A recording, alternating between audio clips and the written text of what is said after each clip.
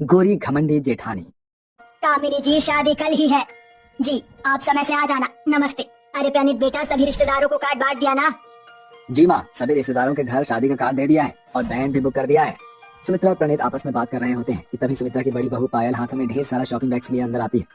देखिए मम्मी जी, शादी के लिए मैंने कितनी सारी शॉपिंग की है। पूरे 50,000 का लहंगा खरीदा है मैंने, और इसके साथ भी मैचिंग सैंडल और ज्वेलरी भी। बहू, तूने अकेले खुद ही खरीदारी में लाख रुपए खर्च कर दिए। अभी घर में दो शादियां हैं। आप फिर से पैसों को लेकर शुरू मत होइए। आफ्टर ऑल मेरे देवर की शादी है तो उसकी भाभी हाई फाई और क्लासी लगनी चाहिए।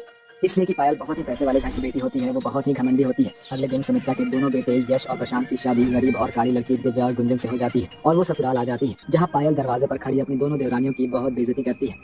मम्मी जी, मेरी इन गरीब देवरानियों का गृह प्रवेश कराना बनता है क्या? ये कुछ लेकर थोड़ी आई है। मुझे तो लगा था कि मेरी देवरानियां मुझसे भी ज्यादा दहेज लेकर आएंगी, मगर ये तो शादी करके एक जोड़े में ही खाली हाथ चली आई। और तो और शादी के लिए एक बैंकेट हॉल भी बुक नहीं किया, सस्ता सा गरीबों वाला टेंट गिराकर शादी कर दी। इतनी सस्ती शादी तो मैंने जिंदगी में पहली बार देखी है। बस कर बड़ी बहू, माना कि तेरी देवरानियां दहेज नहीं लाई, मगर भगवान की दया से हमारे घर में किसी चीज की कोई कमी नहीं है, समझी? और ना ही हम दहेज के भूखे हैं। और जब तू इस घर की बहू बनकर आई थी तो हमने तुझसे भी दहेज मांगा नहीं था, बल्कि तेरे पैसे वाले पिता ने तुझे जो भी दिया था अपनी मर्जी से दिया था। अपनी सास की फटकार सुनकर पायल चुप हो जाती है, जिसके बाद सुमित्रा अपने दोनों गरीब बहुओं का गृह प्रवेश करती है। शादी के पहले दिन गुंजन और दिव्या सुबह सुबह उठकर सारा काम कर लेती है और पहली रसोई में ढेर सारा खाना बनाकर मेज पर परोसती है। क्या बात है माँ, आज तो खाने की मेज एकदम 7 स्टार की डाइनिंग टेबल जैसे सजी हुई है। जी यश जी, मैंने और दिव्या ने छोले पूरी, दम आलू, मिक्स वेज और खास गुड़ की खीर भी बनाई है। मम्मी जी कमाल है, एक तो मेरी दोनों देवरानियां खुद भी काली पीली है, और देखिए खीर भी कैसी काली सी बनाई है। ये गुड़ की खीर ना गरीब लोग खाते हैं, जिनके पास दूध खरीदने के पैसे नहीं होते। अब तुम दोनों अमीर घर की बहू हो और इस घर में दूध और ड्राई फ्रूट से खीर बनती है। कोई बात नहीं गुंजन, अपनी बीवी के हिस्से की खीर मैं भी खा लूंगा। इतनी टेस्टी खीर कौन छोड़ता है भाई। पायल को छोड़कर घर का पूरा परिवार खुशी से दोनों देवरानियों का बनाया खाना खाते हैं, जिससे चिढ़कर पायल मन ही मन में कहती है, मैं अपने ससुराल वालों को अपनी काली देवरानियों से जितना अलग करने की कोशिश कर रही हूँ, ये सारे च्युइंगम की तरह इनसे चिपकते ही जा रहे हैं। बहू, तुम दोनों ने बहुत ही स्वादिष्ट खाना बनाया था, ये लो तुम्हारा शगुन। ऐसा कहकर सुमित्रा अपनी दोनों बहुओं को चांदी की चूड़ियां देती है, जिसके बाद सभी खाने की मेज से उठ जाते हैं और तभी अपनी दोनों काली गरीब देवरानियों को अकेला देखकर पायल मौके का फायदा उठाते हुए कहती है, वैसे मुझे ना तुम दोनों पर बहुत ही ज्यादा तरस आ रहा है। मुझे तो लगा था कि सासू माँ शगुन में तुम दोनों को सोने की चेन या अंगूठी या झुमके देंगी, मगर वो चांदी की चूड़ियां देकर सस्ते में निपट दी। जब मैं इस घर की बहू बनकर आई थी तो मम्मी जी ने मुझे पहली रसोई के शगुन में 9 लाख का नेकलेस दिया था, वो भी पूरे 10 लाख का। ये देखो आज भी मेरे गले में है, पर इतना महंगा हार पहनना तुम दोनों गरीबों की औकात से बाहर है। जेठानी जी, आखिर आप इतनी घमंडी क्यों हैं? जब से हम दोनों इस घर की बहू बनकर आए हैं, आप हमें पैसों का घमंड दिखाकर हमारी बेइज्जती कर रही हैं। होंगी आप बहुत पैसे वाली, मगर सच तो ये है आप एक अमीर पैसे वाली बाप की बिगड़ी हुई बेटी है। ये सुनकर पायल गुस्से में गुंजन को जोरदार थप्पड़ मार देती है। तुम्हारी हिम्मत कैसे हुई मेरे डैडी के बारे में इस तरह से बात करने की? 2 कौड़ी की गरीब कहीं की। आइंदा इस तरह से बात करने से पहले ये थप्पड़ याद रखना। इसी तरह से दिन बीतते हैं। पायल अपनी दोनों काली देवरानियों पर जेठानी होने का हुक्म जताती है और उनसे काम कराती है, जबकि खुद कोई भी काम नहीं करती। अब गुजरते दिन के साथ गुंजन और दिव्या प्रेग्नेंट हो जाती है। माँ जी, बहुत जल्दी आप दादी बनने वाली हैं। इस घर में नन्हा मेहमान आने वाला है। जुग जुग जीती रहो मेरी प्यारी बहू, ये खुशखबरी देकर तुमने मुझे दुनिया की सारी खुशियाँ दे दी। ऐसे ही दिन बीतते हैं, जिसके कुछ ही दिनों बाद पायल भी प्रेग्नेंट हो जाती है और कहती है, इससे पहले कि मेरी दोनों काली देवरानी इस घर को वारिस दे और ये बुढ़िया ये बंगला उनके बच्चे के नाम कर दे, मैं बंटवारा मांग लेती हूँ। फिर मैं प्रणीत और मेरा होने वाला बच्चा हैप्पी फैमिली की तरह रहेंगे। अगले ही दिन पायल अपनी सास से कहती है, मम्मी जी, मुझे इस घर का बंटवारा चाहिए। मगर बड़ी बहू, अचानक से ऐसा भी क्या हो गया जो तू घर का बंटवारा मांग रही है?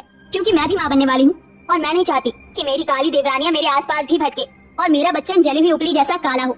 या तो आप इस घर का बंटवारा कर दीजिए, या मैं अपने होने वाले बच्चे और प्रणीत के साथ हमेशा के लिए घर छोड़कर अपने डैडी के घर चली जाऊंगी। तुझे घर छोड़कर जाने की कोई जरूरत नहीं बड़ी बहू, तुझे घर का जो हिस्सा चाहिए तू ले ले, मगर इस माँ से उसके बेटे को अलग मत कर। पायल बड़ी ही चालाकी से घर का शानदार हिस्सा चुन लेती है और वहीं बेचारी दोनों गरीब काली देवरानियों के हिस्से में एक पुराना कमरा और सास भी आती है। अब पायल अपनी जिंदगी ऐशो आराम में ठाट बाट से बिताती है। वहीं गुंजन और दिव्या को अब गरीबी में एक ही कमरे में गुजारा करना पड़ता है और परेशानियां उठानी पड़ती है। एक दिन दिव्या खाना बना रही होती है और तभी बहुत जोर से बारिश शुरू हो जाती है, जिसकी वजह से जगह जगह से छत टपकने लगती है और उन्हें बहुत परेशानी उठानी पड़ती है। इतनी तेज बारिश हो रही है और तूफानी हवा भी चल रही है, इसलिए बार बार चूल्हा भी बुझ रहा है। ऐसे में खाना कैसे बनेगा? गुंजन, तुम चिंता मत करो, मैं बर्तन लेकर खड़ी हुई हूँ। अब बारिश के पानी से चूल्हा नहीं बुझेगा, तुम खाना बना लो। एक तरफ जहाँ सुमित्रा की गर्भवती बहुएं गरीबी में बारिश का सामना करती है, वहीं पायल बारिश में मजे करती है। बाहर कितनी अच्छी बारिश हो रही है, ऐसे मौसम में पिज्जा और बर्गर खाने को मिल जाए तो मजा आ जाए। पायल जल्दी से फोन लगाकर पिज्जा और बर्गर ऑर्डर करने लगती है। हेलो, मुझे एक चीज पनीर पिज्जा और 2 बर्गर चाहिए। इसी तरह से पैसों के ऐठ में पायल बाहर से कुछ न कुछ ऑर्डर करके खा लेती है और घर की भी सफाई नहीं करती, बल्कि गंदा मचा हुआ छोड़ देती है। ऐसे ही कई महीने बीत जाते हैं, जिसे देखकर प्रणीत कहता है, पायल तुमने घर का क्या हाल बना रखा है? तुम सारा दिन घर पर रहकर करती क्या हो? हाँ, कितना गंदा मचाया हुआ है तुमने यहाँ पर। गन मचा हुआ है तो इसमें मैं क्या करूँ? कब से तुमसे कह रही हूँ कि एक मेड ढूंढ कर ले आओ। तुमसे बहस करना बेकार है, मैं ऑफिस जा रहा हूँ। प्रणीत के जाने के बाद पायल खुद ही साफ सफाई करने लगती है, जिससे वो पूरी तरह से थक जाती है और जैसे ही किचन में जाती है वो बेहोश होकर गिर जाती है। तभी गुंजन और दिव्या अपनी जेठानी के फिक्र में बंटवारे की लाइन पार करके पायल के पास आ जाती है। हे भगवान, जेठानी जी तो बेहोश होकर गिर गई है। दिव्या, जल्दी से डॉक्टर को बुलाओ। थोड़ी ही देर में डॉक्टर आकर पायल का चेकअप करते हैं। डॉक्टर साहब, क्या हुआ? जेठानी जी और उनका होने वाला बच्चा ठीक तो है? जी हाँ, फिलहाल तो ठीक है, मगर प्रेगनेंसी में अनहेल्दी जंक फूड खाने से इनकी बॉडी में वीकनेस आ गई है। मैंने इन्हें इंजेक्शन दे दिया है। पायल के होश में आते ही गुंजन और दिव्या उन्हें जूस पीने को देती है। जेठानी जी, अब कैसा लग रहा है आपको? माफ कीजिएगा, आपकी हालत देखकर हमसे रहा नहीं गया और हम आ गए। अच्छा, अब हम जाते हैं। आपको किसी भी चीज की जरूरत हो तो मुझे या दिव्या को बुला लेना। रुक जाओ गुंजन, मुझे माफ कर दो। मैंने तो ये सोचकर बंटवारा किया था कि मैं प्रणीत और हमारा होने वाला बच्चा ही हमारी हैप्पी फैमिली होगी, मगर आज मुझे पता चला कि परिवार के बिना इंसान कितना अकेला और अधूरा हो जाता है। माँ जी, मुझे ये बंटवारा, ये हिस्सा नहीं चाहिए। मुझे मेरा पहले वाला परिवार चाहिए। आखिरकार पायल को परिवार के अहमियत का एहसास हो जाता है और बंटवारा भी खत्म हो जाता है और पायल पैसों का घमंड करना छोड़कर अपनी देवरानियों की कदर करने लगती है। इसी तरह से सभी लोग खुशी खुशी रहने लगते हैं।